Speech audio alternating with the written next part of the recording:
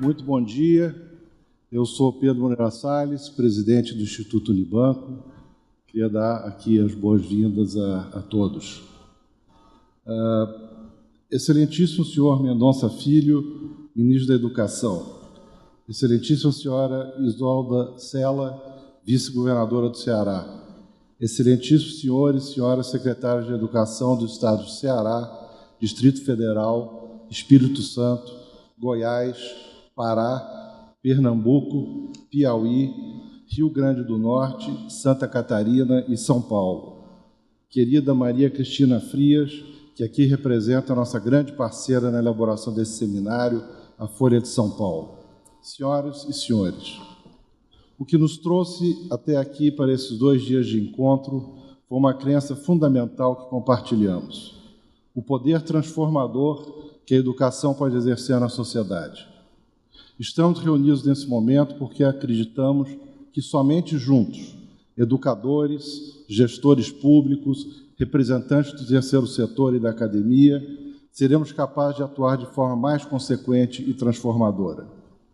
O que buscamos nesse encontro de ideias é mostrar aos jovens algo que, por incrível que pareça, esteve desacreditado no nosso país. Queremos provar a eles um conceito que parece óbvio em muitas nações, mas que aqui ainda aguarda contornos quase revolucionários. Estudar vale a pena. Sabemos que muita coisa vem sendo feita, mas não temos a menor dúvida de que é preciso fazer muito mais. Nossos resultados educacionais estão longe do desejado, especialmente no ensino médio. Permitam-me mencionar alguns números que provam esse ponto com contundência. Quem frequenta o ensino médio sem estar atrasado deveria ter idade entre 15 e 17 anos. Apenas 61% dos nossos jovens de 15 a 17 estão no nível esperado. Todos os demais estão atrasados porque repetiram séries anteriores ou porque simplesmente estão fora da escola. A dura realidade é que 16% dos jovens de 15 a 17 estão longe das salas de aula. De acordo com o Plano Nacional de Educação, aprovado em 2014, precisaríamos terminar o ano de 2016 com 100% dos jovens de 15 a 17 anos na escola.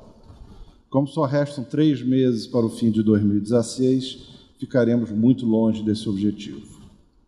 O mesmo PNE estabelece que se chegue a 2024 com 85% dos jovens com idade entre 15 e 17 frequentando o ensino médio. Estamos também bem longe disso. Mantido o ritmo histórico, o país não alcançará esta meta. Os números que acabo de citar dizem respeito à participação dos jovens brasileiros nos programas educacionais do país. No entanto, todos sabemos que tão importante quanto o universo de alunos que vão às escolas é a qualidade de aprendizagem por elas oferecida. Nesse sentido, o Índice de Desenvolvimento da Educação Básica, IDEB, que combina a proficiência e aprovação para as escolas das redes estaduais de ensino, foi divulgado na semana passada e ratifica que o ensino médio se mantém em situação de extrema fragilidade. O IDEB desse nível de ensino, que vinha desde 2009 com valor igual a 3,4, agora apresentou pequena oscilação positiva, chegando a 3,5. Ainda assim, muito abaixo da meta para 2015, que era de 3,9. Lembro ainda que o nosso compromisso é chegar a um IDEB de 6 no ensino médio até 2028, que equivaleria ao nível de desenvolvimento que os países da OCDE tinham no já distante ano de 2003. O Instituto Unibanco aposta, acima de qualquer coisa, em uma frente para dar um passo decisivo em direção às transformações profundas e necessárias para atingir os objetivos que acabo de mencionar. Gestão.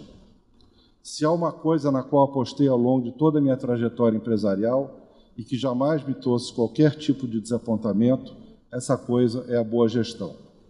Eu acredito que as boas práticas de gestão são princípios universais, que podem e devem ser aplicados nas escolas e na construção de um projeto de educação para o país. Investir em gestão significa criar condições para o surgimento de boas ideias e iniciativas nas escolas e nas secretarias. A gestão lança luz sobre os processos de aprendizagem e ajuda a produzir evidências sobre avanços e estagnações nesse processo. Além disso, O exercício de boa gestão nos condiciona a estar sempre buscando respostas para questões decisivas. Nosso esforço está sendo suficiente? Se não está, por quais motivos? Se está, por quais motivos? E, por fim, o que deveríamos mudar para obter melhores resultados? Em ambientes cercados por uma cultura de boa gestão, aprendemos sistematicamente sobre quais práticas funcionam melhor em nossa realidade e colocamos aprendizados obtidos à disposição dos processos de tomada de decisão, que, por sua vez, se tornam mais eficazes e vão alimentar um novo ciclo virtuoso. A boa gestão é instrumento decisivo para ultrapassarmos o muro que separa a sociedade de hoje daquela que queremos construir. Esse muro obstrui a nossa visão e acaba nos impedindo de ir mais além. Para ultrapassá-lo, precisamos focar em ter os alunos na escola e na sua aprendizagem, priorizar desafios e conseguir formular boas soluções, persistir e reformar as soluções sempre que necessário. Para isso, é importante fortalecer nosso conhecimento sobre o que pode funcionar, o que aprendemos com tantas pesquisas, avaliações, dados de monitoramento e boas práticas. Hoje e amanhã, reuniremos cientistas de diversas áreas, avaliadores e gestores, para discutir como as evidências que temos até aqui podem ajudar na tomada de decisão em educação. Por um lado, perguntaremos aos cientistas e avaliadores o que já se sabe hoje, com base em evidências, sobre o que precisa ser feito em educação para alcançar melhores resultados de aprendizagem. Por outro lado, indagaremos dos gestores quais perguntas eles acreditam que precisam ser respondidas, com maior prioridade pelos cientistas e avaliadores. Muitos projetos são excelentes em termos de potencial, mas dependem da implantação e do contexto para gerarem resultados efetivos. Apenas a prática mostrará se eles funcionarão ou não. O projeto Jovem de Futuro, do Instituto Unibanco, iniciado em 2007, foi criado, implementado e é permanentemente aprimorado, seguindo exatamente esse princípio. Veremos mais detalhes sobre o desenho desse projeto ao longo do dia de hoje. Por ora, basta dizer que ele prevê formação em gestão, assessoria técnica e acompanhamento para gestores de educação para que persigam metas de aprendizagem. E isso se dá sem qualquer transferência de recursos financeiros entre as secretarias estaduais de educação e o Instituto Unibanco. Já estamos na terceira versão do projeto, pois seu desenho vem sendo ajustado em função de avaliações e evidências, exatamente como sempre temos defendido. E assim, acreditamos que alguns exemplos de aprendizado a partir das evidências merecem ser destacados. Sobre a primeira versão, ainda na fase piloto, destacamos o aprendizado associado à importância de desenvolver uma avaliação dos estudantes estritamente externa, sem qualquer participação dos gestores, mesmo quando os conteúdos das avaliações eram tecnicamente consistentes. As evidências mostraram que havia elevado risco de incentivos negativos para treinar para os testes. Em sua segunda versão, o projeto estava atrelado ao Programa Ensino Médio Inovador do MEC e fazia transferência de recursos financeiros para as escolas, que deveriam incentivá-las a transformar sua gestão. Nossas avaliações demonstraram que a transferência de recursos não necessariamente incentivava as escolas a transformarem sua gestão. Pelo contrário, recolhemos evidências de que os gestores permaneciam presos a um plano de gastos e não transformavam sua forma de planejar. Para gerar os incentivos necessários, avançamos na direção de construir um compromisso de metas envolvendo secretarias regionais de ensino e escolas. Outro exemplo de mudança de desenho está em nosso conteúdo de formação para gestores. Em versões anteriores, embora bastante aplicado, o material não era suficiente para que os gestores conseguissem instaurar um processo de gestão realmente novo.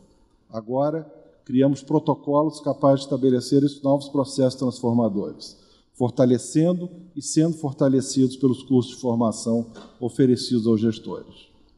Desde o início, o Jovem de Futuro foi submetido a uma rigorosa avaliação de impacto, com desenho experimental. Veremos nesse seminário mais detalhes sobre esse tipo de avaliação, comumente usada na área biomédica e segundo a qual implementa-se a intervenção e um grupo chamado Tratado, e mantém-se um grupo de controle para poder comparar os efeitos gerados.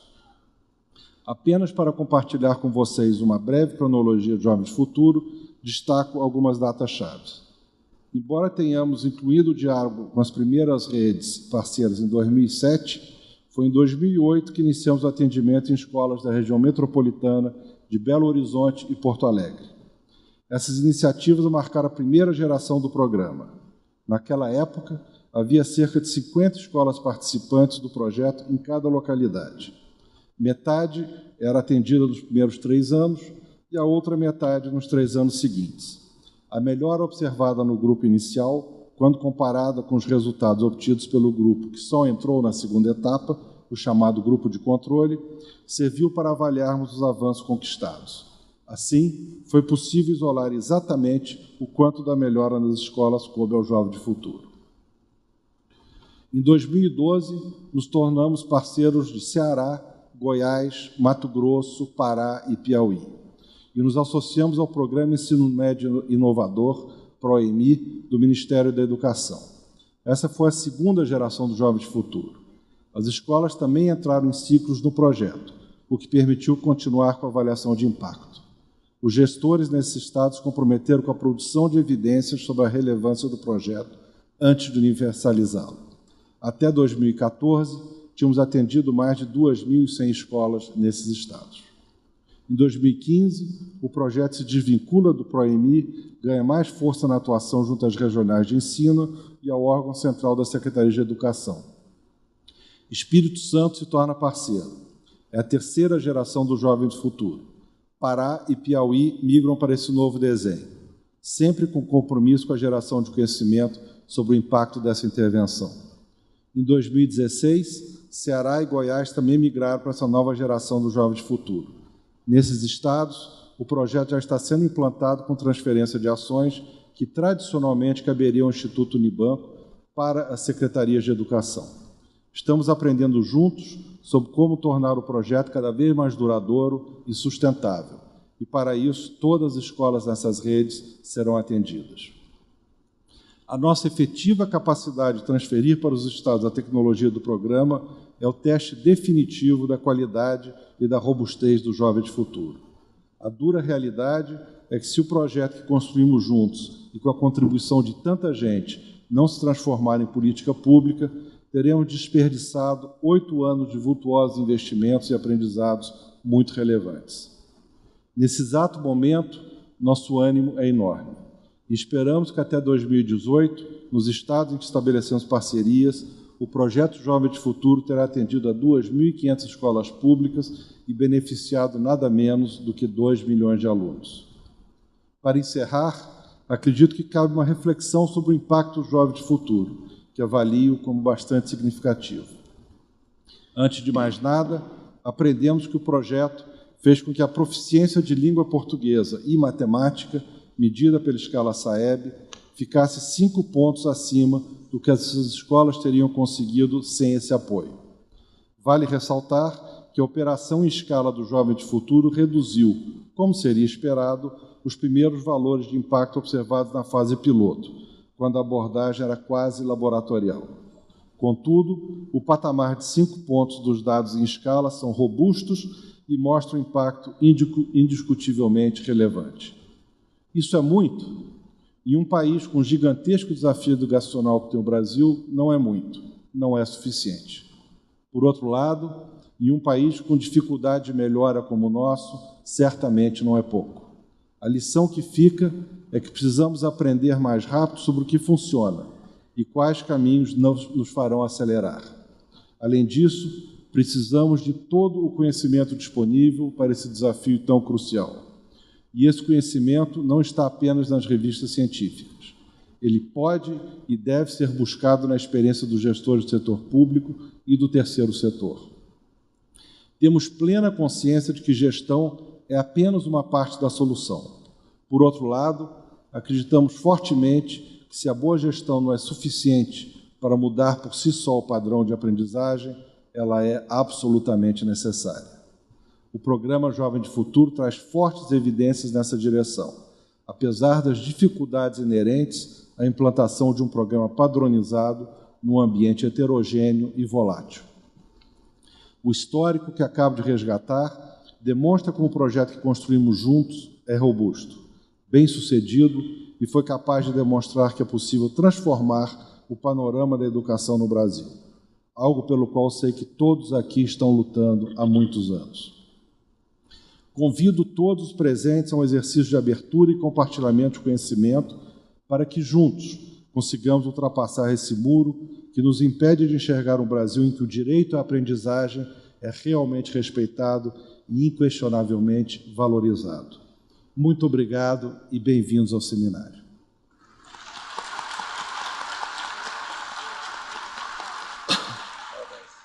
Bom, difícil falar depois do Pedro, com essa experiência admirável, ainda mais para uma plateia de educadores. Isso só aumenta a nossa responsabilidade aqui.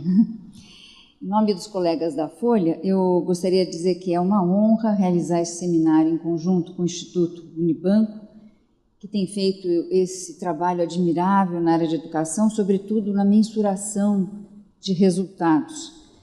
É o nosso segundo ano consecutivo, com o apoio do INSPER, e agradeço a presença do Ministro da Educação, o senhor Meirelles Filho, e de todos vocês.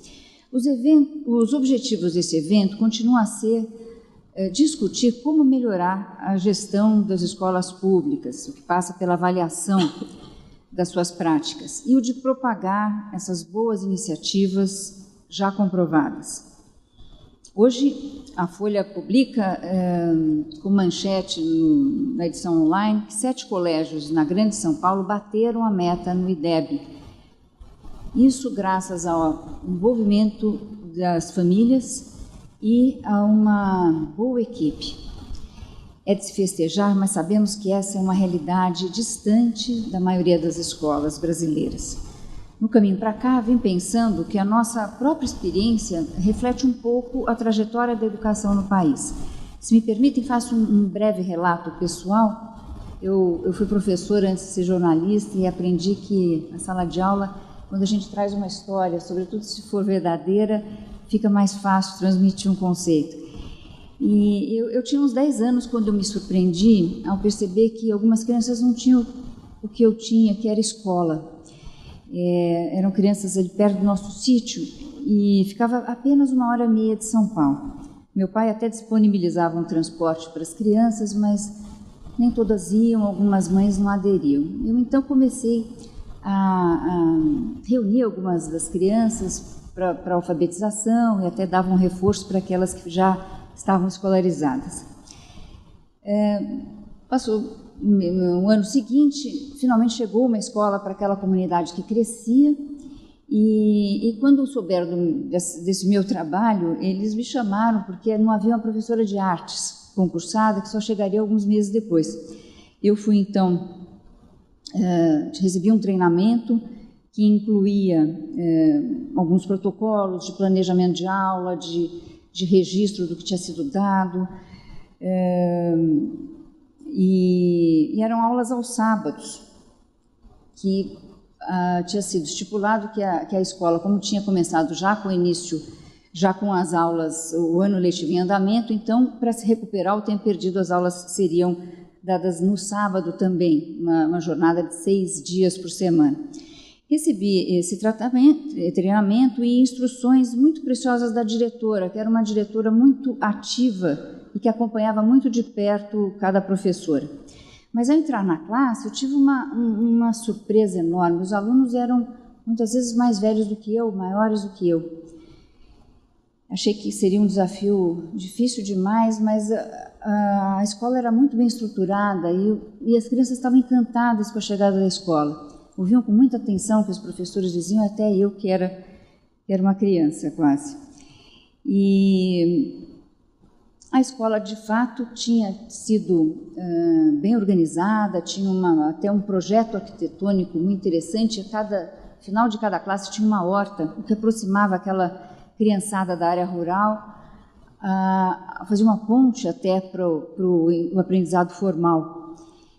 E meses depois chegou a professora, eu saí. Então, eu salto, então, para os dias de hoje, já para alguns anos, que a situação que nós temos de uma quase universalização do acesso à escola, dos 6 anos à adolescência, mas a média de estudos no Brasil ainda é inferior a países vizinhos da América Latina. A surpresa agora é por que a evasão é tão grande, por que a escola não encanta mais tanto, como fazia brilhar os olhos daqueles nossos pequenos, grandes alunos. Por que os resultados são, em média, tão fracos? Vimos pelo IDEB que o Brasil melhora no início do ensino fundamental, mas progride muito pouco a partir do 6º ano. Esse seminário, que vai tratar de experiências bem-sucedidas em cidades brasileiras e no exterior, ocorre em meio à campanha eleitoral. Ocorre, portanto, em bom momento. Os prefeitos eleitos terão logo a chance de multiplicar essas experiências de sucesso ou de tentar reinventar a roda com programas que muitas vezes já se mostraram ineficientes em outros lugares. A sociedade espera dos novos governos, antes de mais nada, um exame rigoroso do impacto das políticas educacionais. Não se aceita mais a implantação de planos norteados pelo voluntarismo, de ideias sem embasamento científico. Para isso, é preciso disseminar a prática de monitoramento e avaliação, além de estabelecer protocolos de trabalho e padrões de qualidade. Sabemos que ainda há muita resistência a avaliações em alguns campos da educação, mas é inadiável avançarmos neste ponto. Friso que temos de medir os resultados, sim, mas também investir na formação continuada do professor, especialmente em técnicas de ensino e na valorização dessa carreira. Se não encararmos esses desafios com seriedade e urgência, continuaremos a condenar boa parte da sociedade a permanecer à margem do conhecimento e o Brasil a crescer muito menos que o seu potencial. Eu passo a palavra ao ministro da Educação, senhor Meirelles Filho, muito obrigada.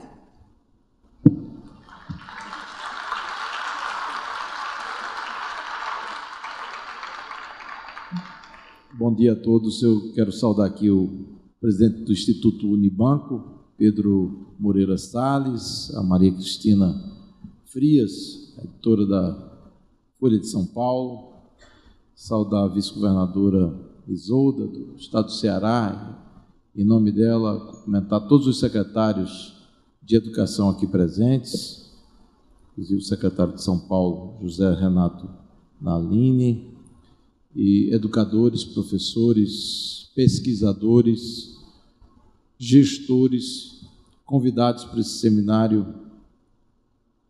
que ora abrimos aqui em São Paulo.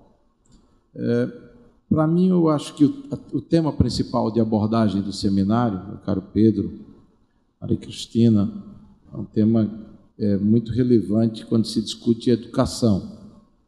Até vem ao encontro um pouco do meu histórico pessoal e de homem público, já que eu me apresento sempre como uma pessoa que não é professor, não é acadêmico, não sou acadêmico da área da educação, mas sempre trilhei minha vida pública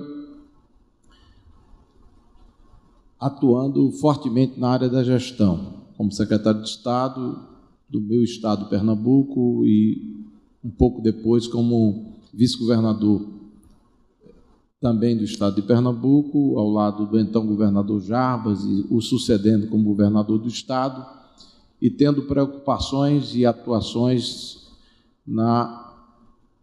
no foco de colocar as coisas para funcionar, para operar, tendo como objetivo principal o atendimento das demandas da sociedade.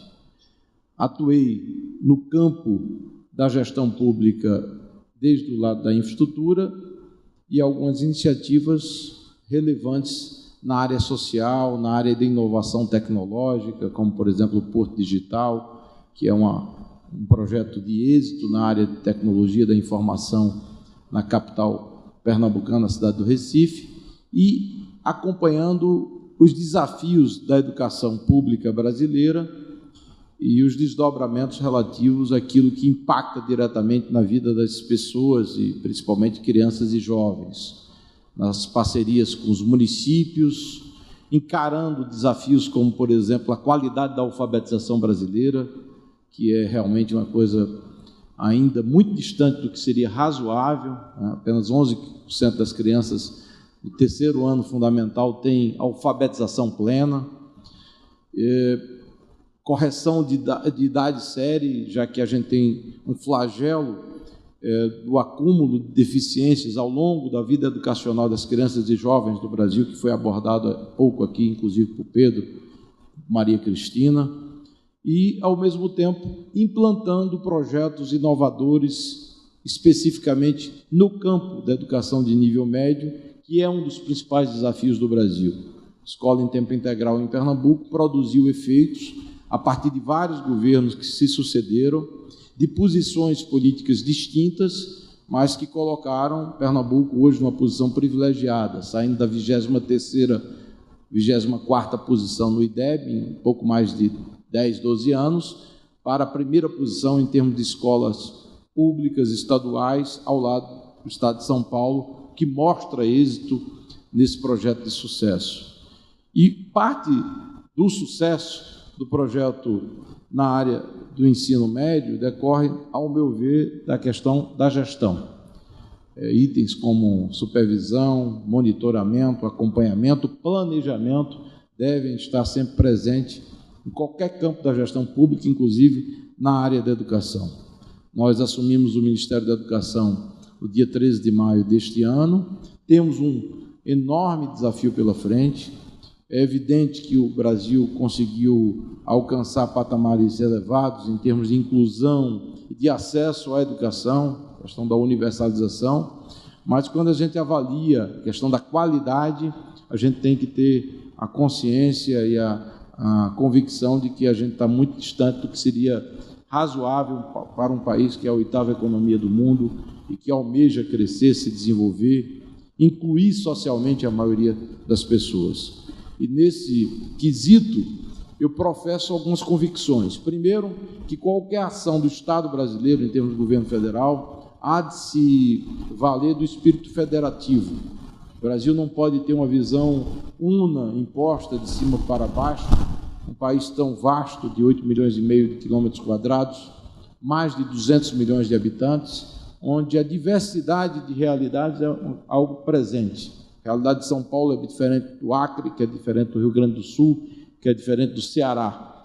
A gente tem que fazer com que o espírito federativo, em termos de municípios, de estados, possa prevalecer dentro de um estado grandioso como o nosso, e isso faculta um ambiente propício à inovação e à boa competição. Temos várias iniciativas, inclusive, por exemplo, na área da alfabetização, exemplares, como é o caso do Ceará, que podem ser replicadas, adaptadas a cada realidade, e a gente tem que colher justamente esse espírito. Um outro ponto que será objeto da nossa atuação no Ministério da Educação é a questão da Base Nacional Comum Curricular, que é justamente a base de conteúdo da educação infantil até o final do fundamental, para que a gente tenha uma unidade de conteúdos que devem ser ministrados nas salas de aula do Brasil como um todo. E, avançando um pouco mais adiante, um componente indispensável para o sucesso e para que a gente possa alcançar os objetivos gerais na área educacional, de respeito à questão da formação de professores. A atração de professores bem formados e qualificados envolve, evidentemente, remuneração, acompanhamento, supervisão do trabalho dos professores, algo que está aqui presente na discussão desse seminário.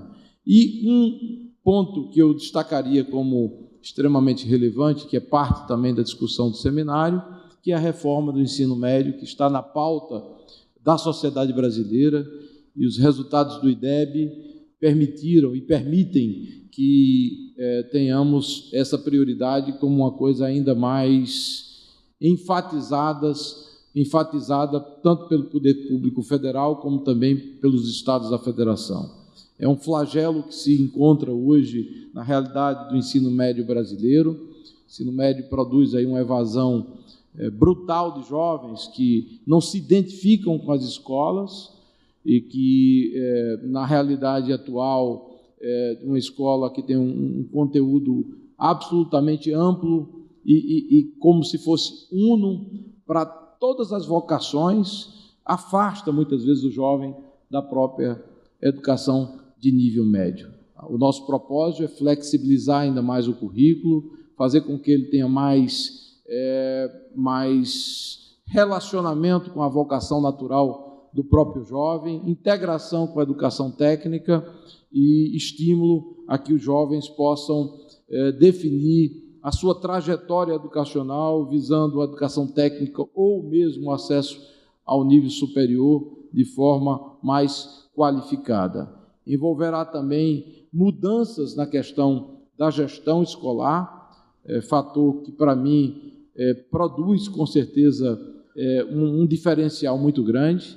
Há pouco nós acompanhamos a fala da Maria Cristina, enfatizando justamente esse aspecto do que é que pode levar uma escola na periferia de São Paulo ou numa área pobre do Recife ou de Fortaleza a ter um desempenho melhor do que a outra, dependendo, evidentemente, da abordagem que é dada a partir daqueles que estão à frente da gestão escolar, do comprometimento dos professores, do acompanhamento dos pais e, evidentemente, da capacidade dessa escola estimular os alunos numa visão de futuro e de que a educação é realmente uma fonte de transformação social. Então, todos esses aspectos estão sendo considerados. Nós já levamos, inclusive, para o próprio presidente Temer, a necessidade de que, urgentemente, se mude a arquitetura legal da educação de nível médio. Isso deve se dar nos próximos dias e, ao mesmo tempo, um estímulo a que a gente possa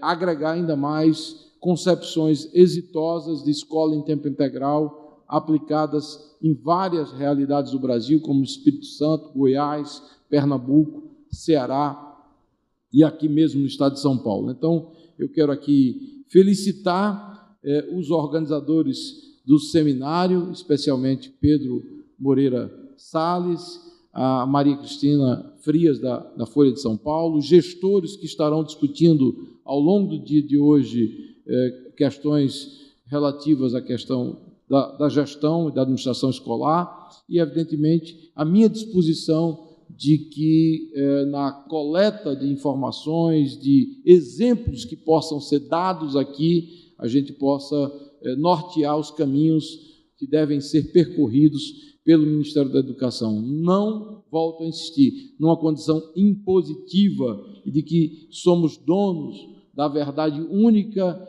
e da fórmula mágica de transformação da realidade educacional brasileira. Há de se ter uma mobilização intensa daqueles que fazem a educação no nosso país para que a gente possa alcançar os objetivos. Professores, gestores, educadores, pesquisadores, sociedade civil organizada, organizações não governamentais, todos devem cooperar nesse consenso que deve superar as divergências políticas, partidárias e ideológicas, tendo como objetivo central a educação. E eu gosto sempre de usar o exemplo prático do que foi a educação no Brasil nos últimos 10, 12 anos. A gente saiu de um patamar global de orçamento do MEC, de pouco mais de 42 bilhões de reais em termos reais, alcançamos mais de 130 bilhões de reais, também corrigidos pela inflação, ou seja,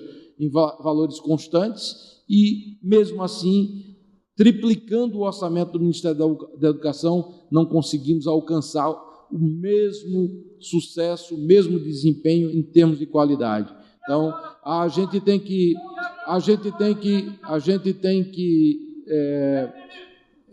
eu pediria só paciência para me ouvir democraticamente. Eu acho que é um princípio democrático ouvir as pessoas. E aí eu acho que é importante que a gente possa avançar com relação à questão da educação, inclusive com a convicção de que a verdade deve prevalecer. De um orçamento desse ano de pouco mais de 130 bilhões de reais, nós encontramos o MEC com um corte global da ordem de 6,4 bilhões de reais, que tinha sido definido pela administração anterior, e conseguimos repor 4,7 bilhões de reais. Todos os projetos importantes, relevantes do Ministério da Educação foram preservados, ampliados, como o ProUni, o FIES, com 75 mil vagas ofertadas para esse segundo semestre, e queremos, num espírito democrático, respeitoso, plural, a gente construir um consenso que agregue valor para a educação como espaço de transformação social verdadeira. Eu peço assim, desculpas pelo alongar da fala, mas agradeço de forma reiterada a paciência da plateia, a atenção e principalmente aos organizadores do evento, o Dr. Pedro Moreira Salles e a Maria Cristina Frias. Muito obrigado e bom dia a todos.